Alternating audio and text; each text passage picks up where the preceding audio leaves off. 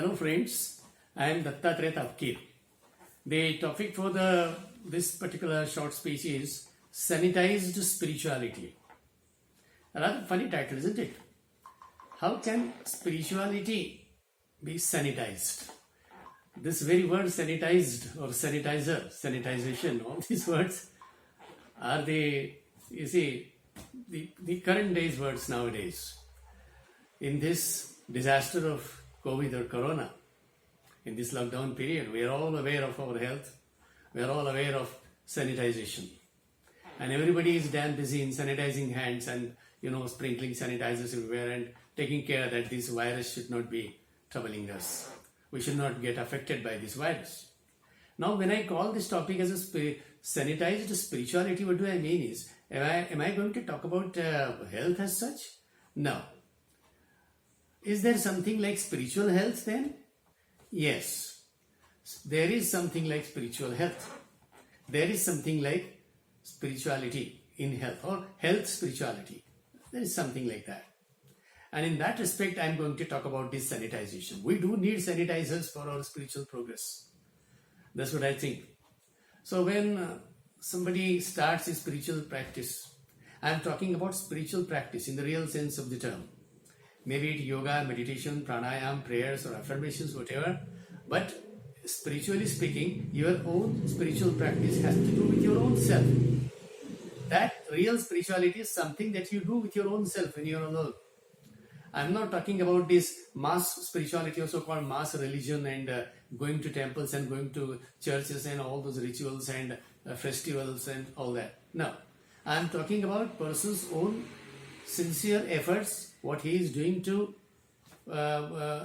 achieve his mental state, that equilibrium of the mind, that balance of the mind, who is curious to find out the truth of his life, who is very much curious to see the very basic philosophy of his life, to know the ultimate truth of the life, and then who is interested in going inner, deeper into his own consciousness. So study and the exploration of this consciousness, either through prayers, either through affirmations, either through meditation, done, it's a kind of an experiment. It is a very, very utterly individual experiment done by the individual himself or herself. That's what I call spirituality. So, this practice you can have for your own type, like you can follow any way. There are different methods and there are different techniques. But all these techniques, when you start them, when officially or formally you begin your spiritual practice, suddenly there is attack of some of the viruses. There are some viruses which will trouble us in our spiritual practice, in our spiritual sadhana. And there are many more such viruses. These viruses can attack us. Then they may cause us something like spiritual diseases. So we have to protect ourselves from this. And that's why this sanitizer is needed. Now, what kind of sanitizer is this? It's of course a symbolic thing. It's not a physical sanitizer kept in a bottle. You will have to deal with it at a very abstract and mental level, a psychological level. Because the problems that are arising, the so-called viruses, spiritual viruses that are arising, they are also very abstract. They are also quite microscopic, like these microbiological creatures, like these viruses. There are also certain viruses. These are viruses at the thought world, thought level. They are very subtle. They are very minute. They are very powerful. They are very influential. So, what these viruses are? As I said, there are many more. But let's talk about very few of them as representatives. For example, I have selected 5 such viruses. And I do think that every spiritual practitioner has to face them in the beginning. And these 5 viruses are, first is negative thoughts. Negative thoughts is a very, very common, very popular. It's popular among all spiritual practitioners. Everybody is worried about this. We talk so much about affirmations and positive thinking and all that. And at the same time, the equal force, these so-called negative thoughts, they attack us all the time. Anything that comes in a very negative way, in a very depressive way. So, that's a virus. Now, all these, the 5 symbolic viruses that I'm going to talk about, each of these viruses has its own sanitizer.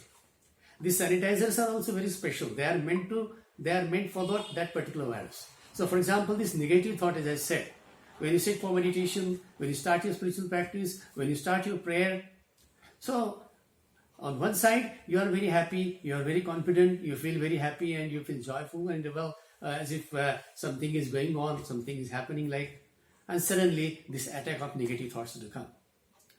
These thoughts will come while you are sleeping, while you are meditating, during the daily practice, during the daily activities also they will come.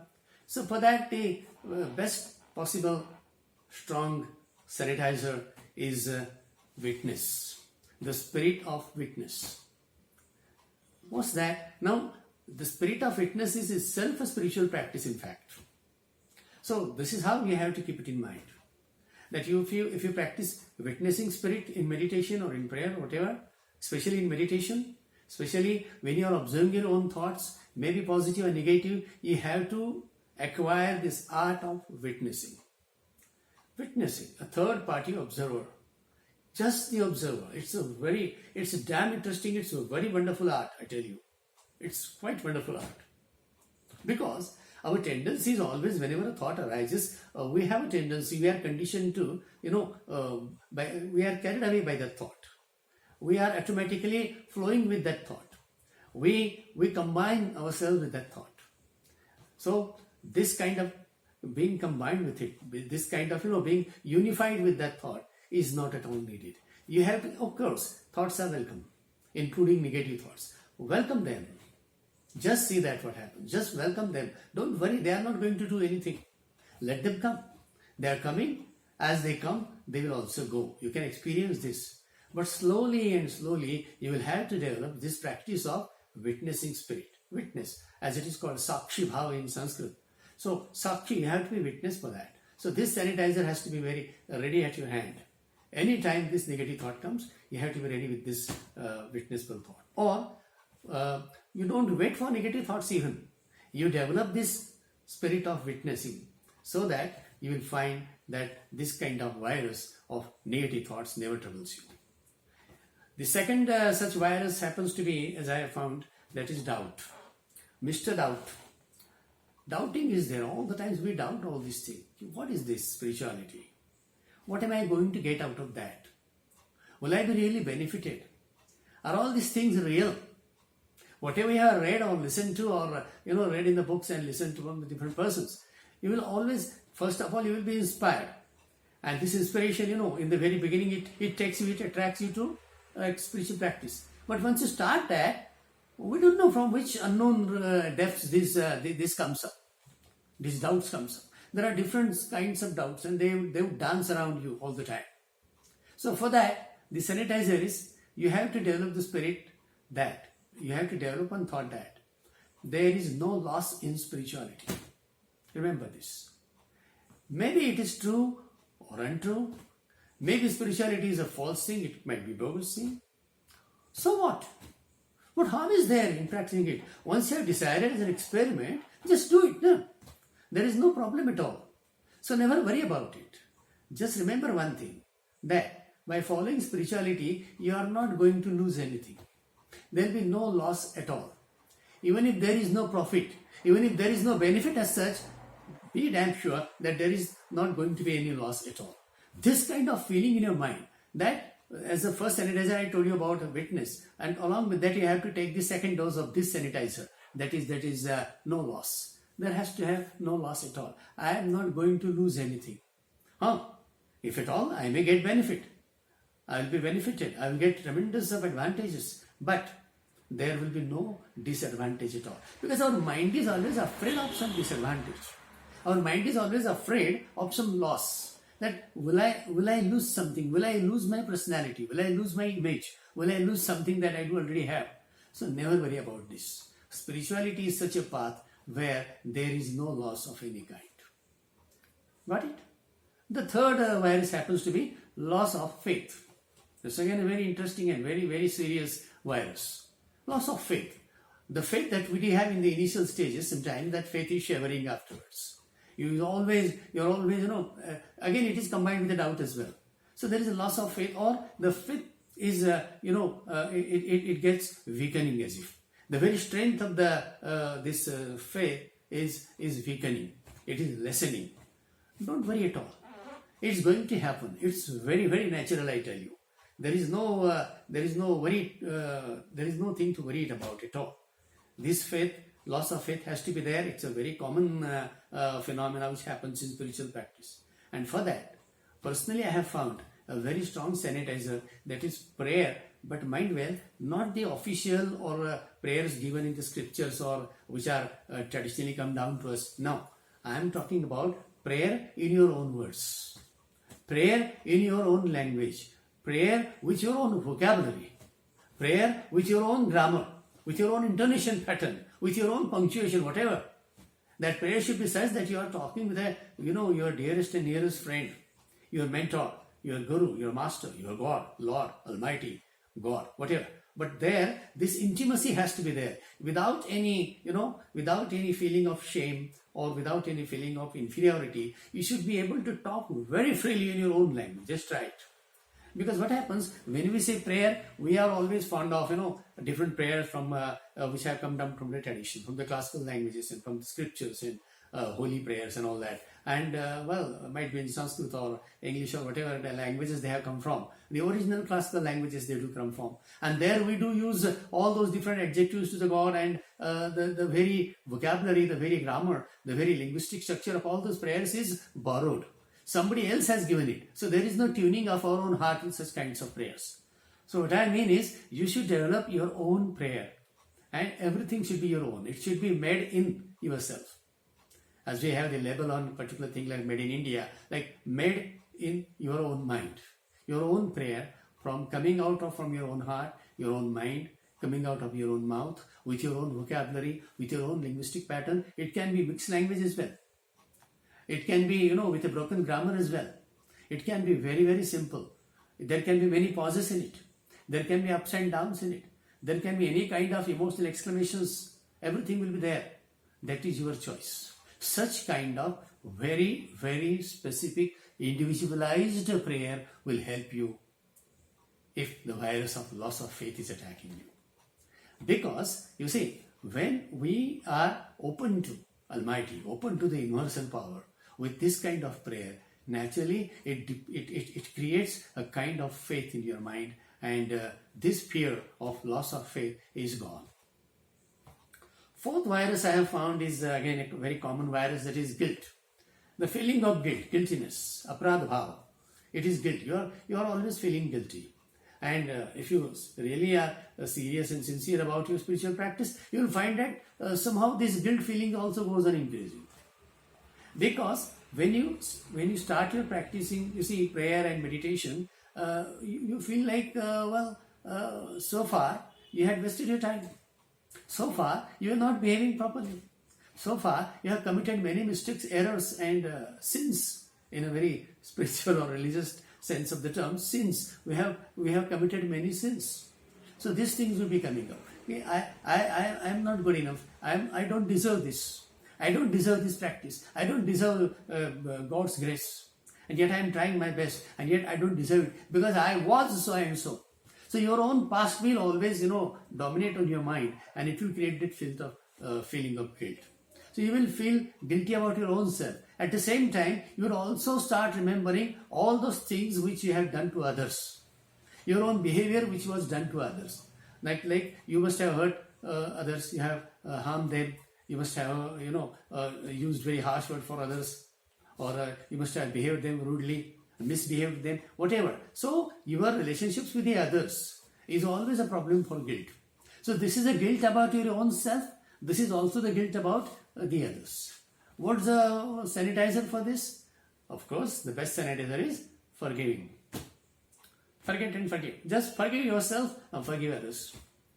It's, just try to, my point is, try to feel it, try to experience these things. Don't keep it there at the only word level.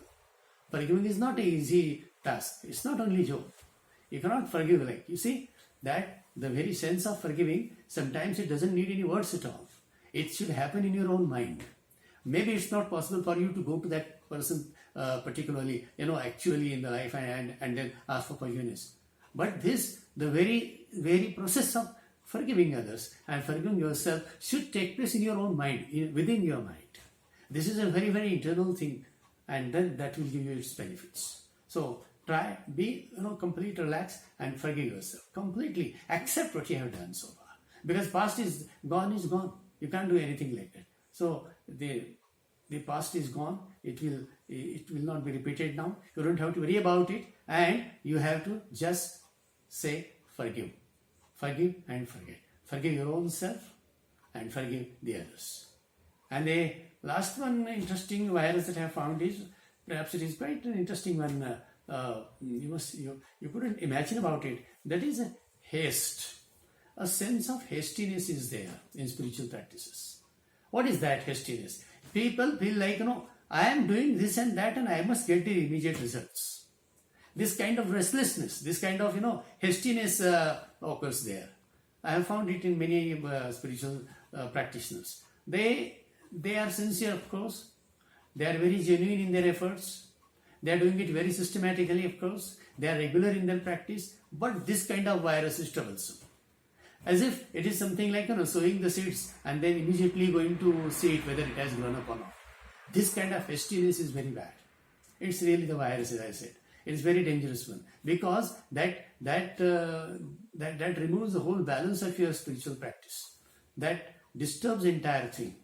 The whole setup is disturbed due to this. So you should feel that I have no haste at all. You have to make haste slowly, as it is said in a contradictory way. Make haste but slowly. The slowness, the relaxation. Relaxation is the best sanitizer for this. The feeling of relaxation. Calm, quiet, serene, and the things will take its own time. You have to keep it in mind that, whatever results I do expect, in fact, you should not expect it at all. You must take joy. You must fully, jump inside. You must get full jump inside the spiritual practice, whatever you are following, and enjoy that in itself. Enjoy that way. Enjoy that path. So don't worry about the goal, because for a spiritual person, keeping such a goal becomes troublesome. Don't keep any goal at all, even though that goal may look very satisfactory, justified, and very grand goal, like moksha or liberation or union with God and all that. Such great terms are there. Of course, they are going to be the goals anyway. But if you keep them in the mind all the time, it becomes very difficult then to continue with the real practice. So never worry about when you will reach to that step, when you will get that particular experience. Never compare your experiences with the others. That if somebody else, some of my friends have got these experiences, when I will get them? Never. Just say goodbye. Just say, best of luck with the best wishes and regards for others and their experiences. But you should be worried about your own work only. So you should take, deep jump into your own practice without worrying about the result, without worrying about, expecting something in return, without worrying about the outcome of what will happen, and without worrying about the time that is required. So keep aside this virus of haste with the sanitizer of relaxation. Relax and allow your mind think that there is infinity of time for you. There is no worry at all for the time. So in this way, these viruses, these negative thoughts and these doubts and this loss of faith and then the guilt and the haste, all these viruses are very common viruses. They always attack the spiritual practitioner in the very beginning. When you are a novice in this field, all these 5 viruses are going to attack you. And for that, you have to sanitize yourself spiritually with the sanitizers of witness, then the feeling of no loss, then the prayers of your own language, own vocabulary of your own individualized prayers, then forgiving yourself and forgiving others, and sense of relaxation. And then you will find that, this word, though the title looks very funny enough, sanitized spirituality, just attract your attention. What I mean is, these are the things which you have to feel aware of, and there are certain preventive measures. A sanitizer is a kind of a preventive measure. To keep yourself sanitized means keep yourself pure, keep yourself clean, pure, out of viruses, fully sanitized. This is the sense. As we take care of our body, outwardly. Similarly, you have to take care of your mind inwardly for the spiritual practice. And for that, for those mental troubles, for those mental viruses, these mental sanitizers are very powerful. I hope the point is clear to you. All the best. Thank you.